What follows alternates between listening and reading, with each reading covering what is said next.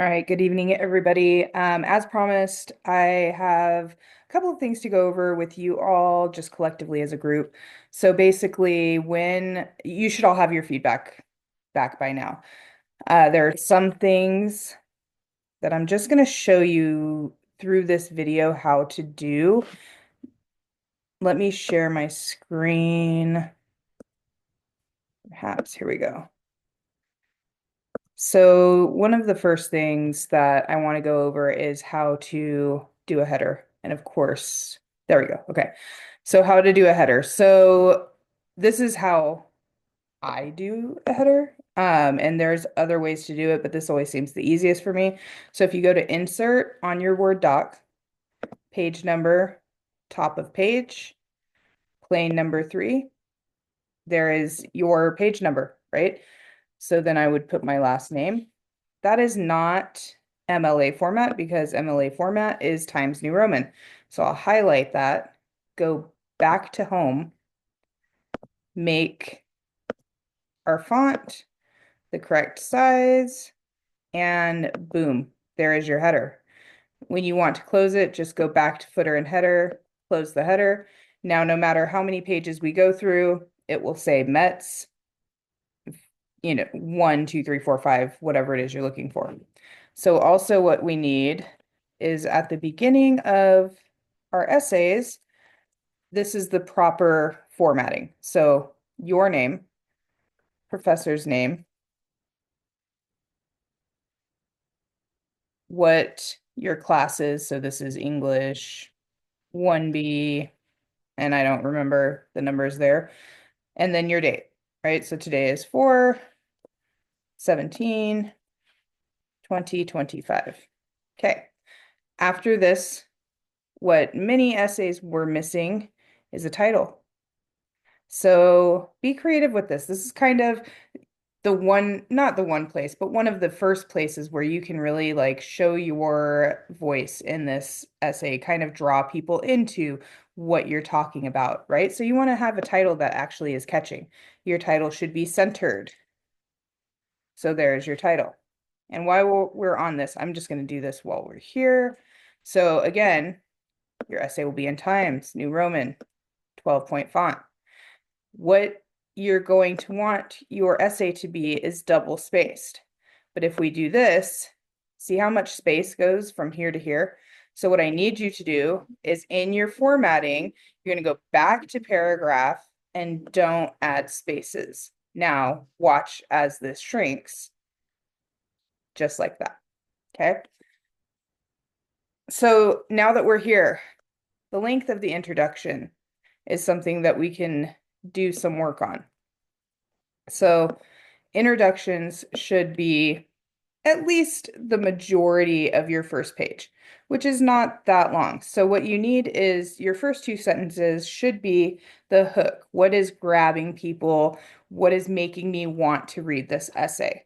Okay. After that, you're going to want to put in some background information. And I'm talking like 3 to 4 sentences of background information on the essay. You want to let the reader know what it is that you're talking about. What should they know before going into this essay? What are important things, that have happened leading up to your argument? Also, you can even do more of like a roadmap. So if you state your thesis up front, which I don't typically advised, but it does happen sometimes. If you state your thesis up front and right away, then you should be offering me a roadmap, a guide to like how the structure of this essay, what you're going to be discussing, how am I going to be following this? But if you put background information, then you can really go into what is the argument? Why is this important? Where is your thesis? Okay. So if anybody wants, you can just email me and I'll probably just put it up more of a breakdown of like what an introduction should look like. Because it definitely needs to be more than 3 to 4 sentences. Also, what I see a lot is this very 4 sentence paragraph structure.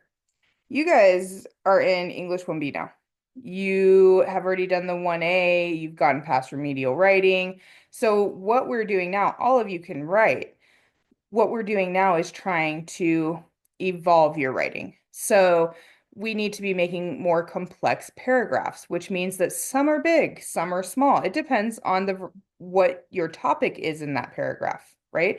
It doesn't have to follow this format of like all of my paragraphs are 4 sentences. I introduce my topic, I give a quote, I say something about that quote, and I'm moving on. So you want to give more of a variety. And when you do this, it's going to really like flex those writing muscles that you have. Um, so we went over the length of the introduction. In-text citations. Let me just do this. So in-text citations would be, I'm going to just borrow something real quick. Okay, here we go. So in your in-text citations, you would do something like this. So I have quoted this. First of all, you want to make sure that you're always, always, always either introducing that quote or following up with your own words. You want to make sure that you're taking lead of this essay, right? Same thing with introduction and conclusion. I would suggest that you just don't use quotes in the introduction or conclusion. This is your essay. You take lead of this. You don't have other people's words coming in where you could be coming in, right? So let's just say Forbes magazine recalls, and then you have your quote here. And get rid of that. And so your in-text citation, and obviously, so this is a quote from Kendrick Lamar, but we'll just put this here for now. So your quote, your in-text citation goes after your quote, your punctuation goes after your in-text citation. Now, if we were, say, to do this and say, during the Super Bowl performance, Kendrick Lamar stated, your quote, you don't really need this, but what is the article that you're getting it from? So whoever wrote that article, let's just say this, is going to be here. So you're not actually quoting that person, you're quoting whoever wrote this. Same thing. So if you're writing, if this is a book, we're going to space and we're going to put the page number. You do not have to put page 98. You just simply put the page number. I will be able to go to your works cited and I will be able to see what you have going on. I'll go directly to this author and see, okay, this is the article they got it from, period. Your works cited always needs to match your in-text citations because it just gives you that authority and validity there to say, okay, this is how we do this. That's just what we do. So this is in-text citations. If you are paraphrasing, so let's just say this is a paraphrase, you would just say that. Okay, that's what your paraphrase looks like. There's no quotes. You're still in-text citing whoever it is that you're paraphrasing, and we'll move on from that. So if you got a remark from me that said no drop quotes, what a drop quote was what we first had here. The revolution will be televised. You picked the right time, but the wrong guy. That is a drop quote. There was nothing around that. I had to come in and say during the Super Bowl performance, XYZ, right? So make sure you are using your own words around the quote as context. Just one of the things that was pretty common also is we do not use contractions in academic writing. So can't, wouldn't, these are all 2 words, right? Just write out your words. We don't need them. We don't need them like that. Another thing that I wanted to go over was works cited. So I'm going to pull up something different, and I'm not sure that you can see this when I don't have my essays up. So let me just pull this over and I'll copy and paste it. Just in case. Perhaps not. All right. So I have a different work one that we will work on.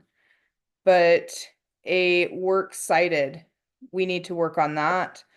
What we have is, oh, that's not the screen I'm sharing, sorry. Okay, so your works cited should be, again, works cited is centered and it's works cited. So it's essentially the works that you're looking at that you have cited in your essay. If you did not cite it in your essay, it should not be on your works cited. If it's not something that I mean, you can do things where I've gotten ideas and so I'm going to use this, but also if you're pulling ideas from something and using that, that's a paraphrase. You're thinking of somebody else's ideas and how you're going to reword them. So you can give credit to where it's due. Your works cited should be big. It should be, the more you can say, yes, I have found this information and it backs up my argument, the stronger your argument is. Okay. So when we do a works cited, let me just pull one out real quick so that you guys can see what I'm talking about.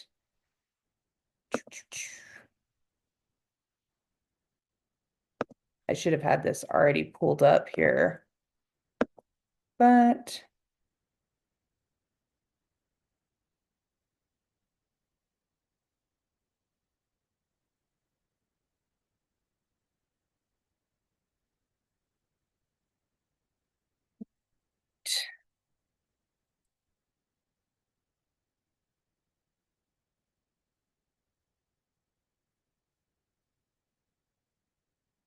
it's just my luck, it doesn't want to open. I'm just going to pull a few of these over for our works cited. So I'm going to get rid of this. So this is what a works cited should look like. Okay, and I will post the structuring of like the order things should be in and how we decide all of this. But just as far as structure goes right here, we have alphabetical order. Your first sentence of your citation is always fully out. After that, it is indented every single line that you have afterwards, okay?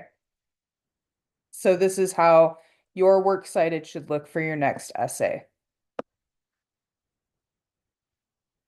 And like I said, I am going to go ahead and post something that gives you the exact breakdown on how to form this works cited if you don't already know.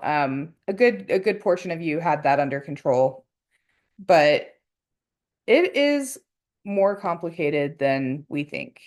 So yes, I'm going to give you guys that breakdown.